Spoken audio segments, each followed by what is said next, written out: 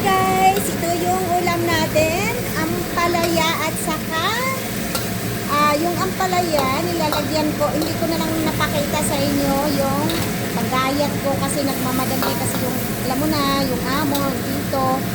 So, ito nilagyan ko siya ng kamatis, tapos bawang at saka sibuyas. So, nilagyan natin siya ng konting sugar. Ang ganda ng kulay guys. Gustong gusto to ni Rani. Pag ako yung magluto ng ampalaya. Ito yung ulam namin.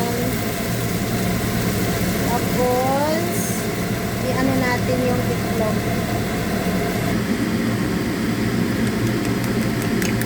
Anuhin muna natin bago natin ilagay doon sa ampalaya. Or bitter gourd. Bitter gourd. Napaka-orange ang ating itlog.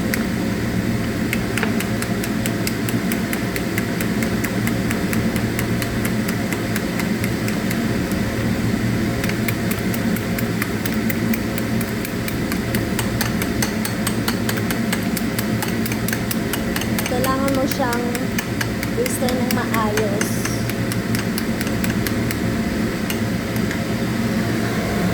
Haluin lang natin para hindi naman siya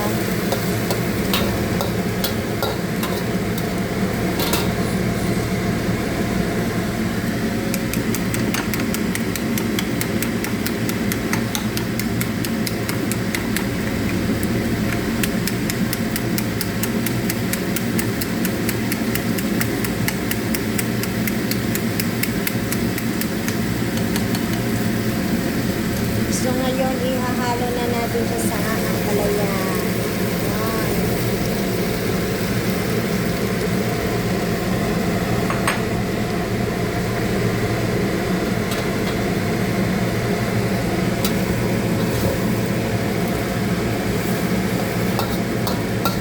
Haluin mo lang. Wag lang masyadong dry. Basta nakita nyo pag naluto na yung itlog, okay na yan. Ayaw ko yung masyadong dry yung ampalaya at saka yung itlog. Basta lang maluto siya ba.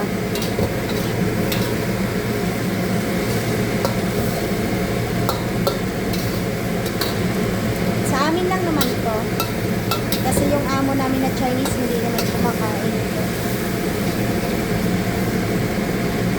Yun, masustansyang ulam.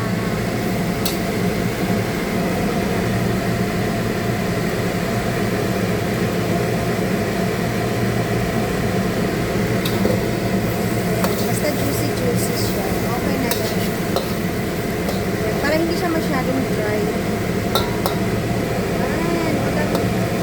Lunch natin guys. Yan. Okay na yan.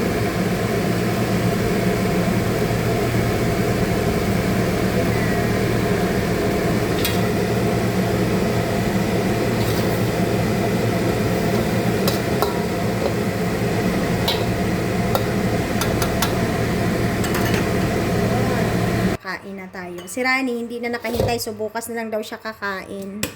So, ako na lang muna kakain ito.